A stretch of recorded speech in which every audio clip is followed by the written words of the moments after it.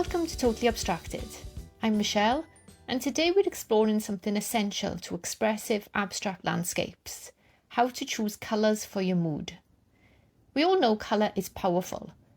It has the ability to calm, excite, unsettle, or uplift us.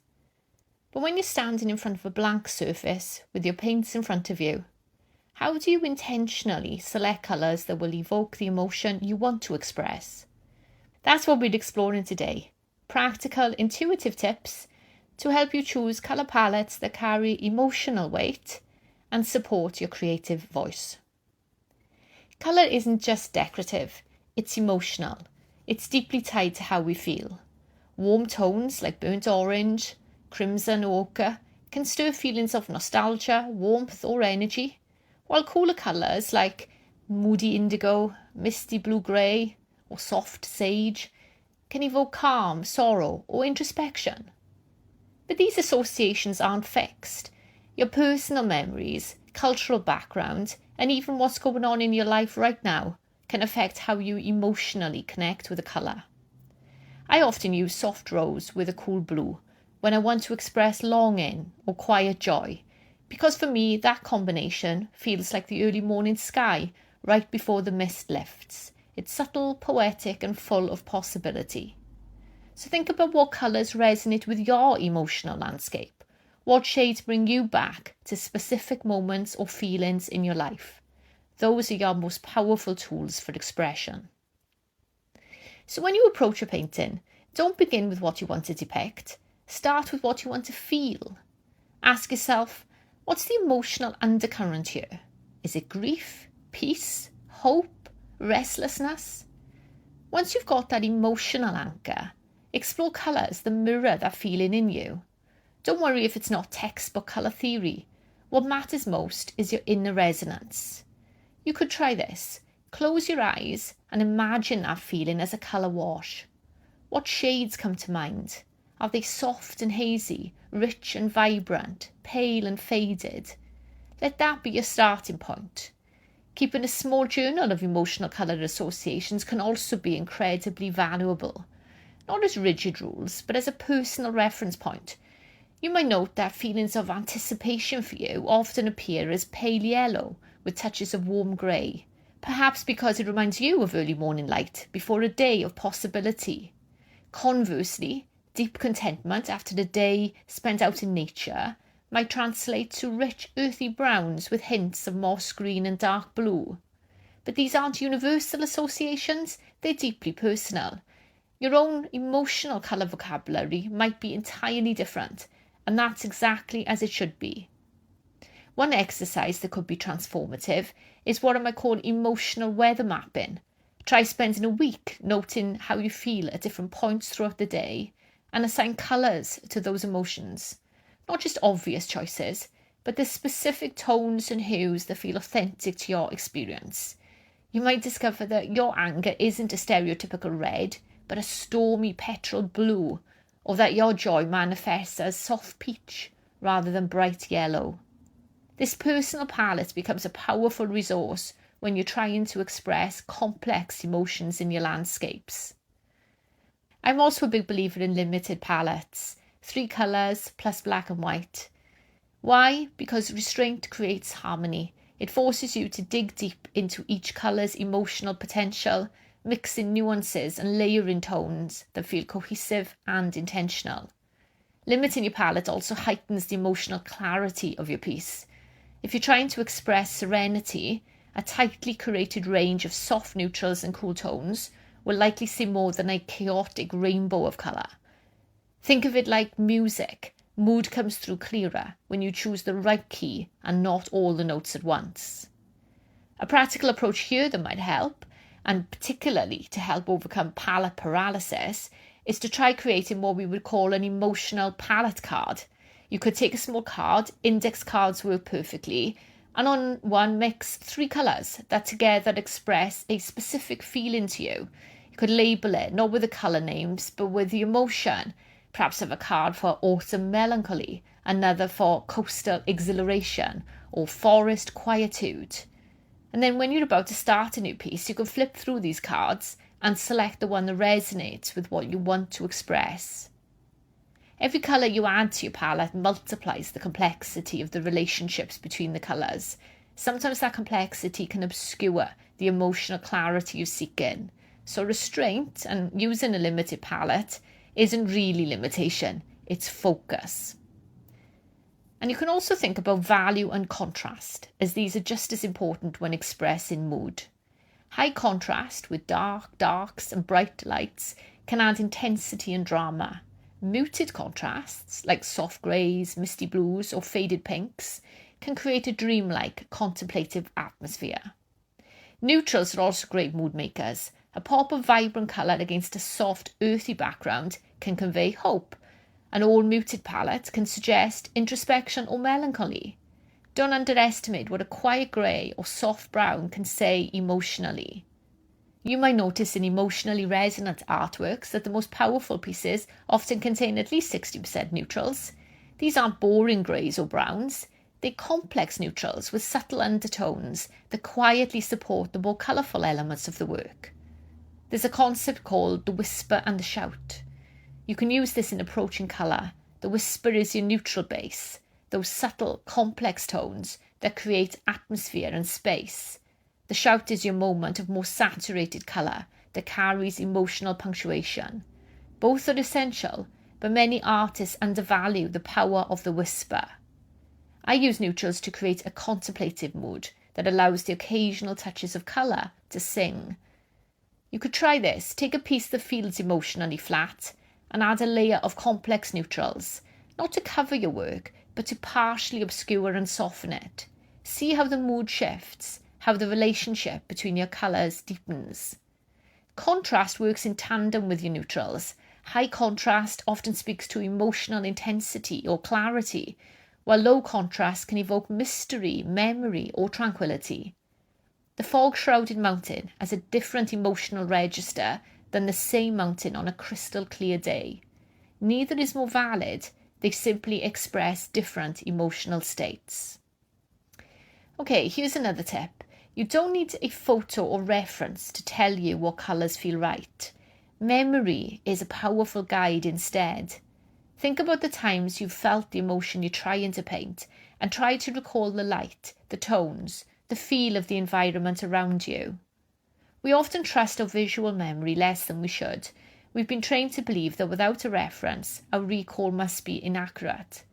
But emotional memory operates differently than literal visual memory. When you remember a landscape that made you feel profoundly moved, you're not remembering it pixel by pixel. You're remembering the essence, the feeling, the emotional truth of that moment. Try painting a landscape from a place that holds strong emotional significance for you, without any reference photos. You might initially feel resistant, convinced you couldn't possibly remember correctly. But what could emerge might be a deeply personal, emotionally authentic piece. The subjective experience of place and memory.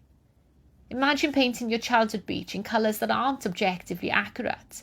Perhaps the sand more golden, the sea more turquoise than it would be in reality.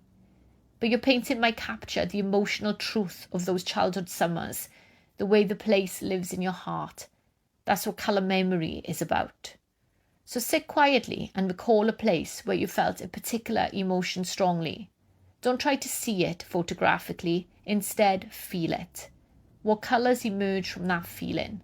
Those are your most authentic tools for expression. And when painting, don't feel pressured to pick your perfect colours before you begin. You could play on some scrappy piece of paper first, smearing, scraping, layering colour, just to see what feels right. And remember, mood often emerges through process. Sometimes what starts as a fiery piece softens as I paint, and my colour choices evolve with it. That's the beauty of expressive abstraction. Mood isn't imposed, it unfolds. This approach requires trust in yourself, in the process, in the relationship between your emotions and your hands. It means allowing yourself to begin without knowing exactly where you're going or how you'll get there. I call this conversational colour. You make a move, the painting responds, and you listen before making your next move. It's a dialogue between your initial emotional impulse and what emerges on the surface. And one technique that can be valuable for this approach is to prepare several panels with different neutral grounds, perhaps one in cool grey, another in a warm ochre, and a third in a soft blue-green. Begin working on all three simultaneously, using the same palette of colours across each one. Notice how the underlying ground shifts the emotional tone of your palette, and how each piece begins to call for different responses. This parallel process can be incredibly freeing. It releases you from the pressure of making each mark perfect on a single piece and helps you see how flexible and responsive colour can be. And consider creating small colour studies before approaching a larger piece. These aren't careful plans, they're emotional investigations, playful conversations with colour. You might create 5 or 6 small pieces, each exploring a slightly different emotional approach to the same landscape memory. Some may reveal something unexpected, and all will teach you something about your relationship with colour and emotion. Remember, the playfulness doesn't mean lack of intention. It means creating space for discovery within your intentional process.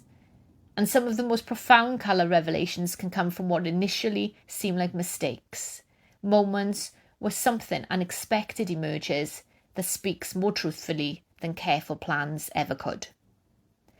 Something to consider too is that our emotional colour palette isn't static. It changes with our life experiences, inner growth, and even the seasons. The colours that expressed joy for you 5 years ago might not be the same ones that express it now. This is why developing an ongoing relationship with colour is so important for expressive artists. It's not about finding your signature palette once and sticking with it forever. It's about remaining curious and attentive to the subtle shifts in your emotional response to colour. Consider how an artist might go through a period where every landscape contains deep burgundy and indigo. This might not be a conscious choice. These colours simply keep asserting themselves, feeling emotionally necessary. Looking back, this palette might have emerged during a time of significant personal transition. The depth and richness of these colours may have reflected an inner process of growth and transformation. If you notice yourself drawn to certain colours repeatedly, or suddenly attracted to shades you've never used before, pay attention. Your intuitive colour choices might be reflecting inner emotional states that you may not have fully articulated yet. This is one of the gifts of abstract expressionism. It allows us to express what we feel before we can name it. So here's your challenge for the week. Choose an emotion and create a limited colour palette around it. No more than 3 colours, plus black and white. Before you start painting, sit with the emotion. Jot down what it feels like, and then experiment with colour swatches or intuitive marks to explore that feeling visually. Once you've created your piece, reflect. Does the colour palette support the mood you were aiming for? Did the emotion shift as you painted? And what surprised you? You can share your results inside my free Abstract Horizons community if you'd like others to see what you made. The link is in the show notes. And to take the challenge deeper, try creating 3 different palettes for the same emotion. Perhaps one predominantly warm, one cool, and one neutral. See how these different approaches express subtle variations of the same emotional state. Sometimes our emotions aren't simple. They contain contradictions and complexities that can be expressed through different colour relationships. Remember, there's no right or wrong in this exercise. Trust what resonates with you, even if it contradicts conventional colour theory or expectations. One question that often comes up is about balancing intuitive colour choices with more intentional ones. Many artists worry that thinking too much about colour will kill their spontaneity, while others fear that working purely intuitively will lead to chaotic or unresolved work. Perhaps the strongest approach is a dance between the two. Begin with emotional intention, a clear sense of what you want to express, but remain open to intuitive responses and discoveries along the way. In practical terms, this might mean selecting your initial 3 colours with clear emotional intention, but then allowing yourself to respond intuitively as you work. Perhaps adding a touch of an unexpected 4th colour if the piece calls for it, or shifting to a warmer or cooler mix of your original selections based on what emerges. I often do this sort of thing with the pastels I add at the final stage of my painting. If you're interested in exploring this more, I have a mini course called Unlock Your Unique Colour Story, which can help you go from feeling stuck and unsure about your colour choices to creating a personalised palette that reflects your unique story. The link is in the show notes. Before we wrap up today, I want to share one final thought about colour and emotional expression. I think it takes courage to use colour in a way that feels authentic to your inner experience rather than adhering to expectations or conventions. There will always be voices, external and internal, suggesting that certain colours are more appropriate and perhaps more realistic. But the most powerful work comes from truth. The landscapes that stop people in their tracks are the ones that express something genuine, a real feeling, a lived experience, and an authentic perspective. Your unique emotional relationship with colour is not something to overcome or standardise. It's your greatest strength as an expressive artist. It's what makes your voice distinctly yours. So as you move forward with your colour journey, I encourage you to be brave. Trust the colours that resonate with your emotional truth, even when they are completely unexpected. Thank you for joining me on Totally Abstracted. Until next time, trust your instincts, paint your mood, and keep things totally abstracted.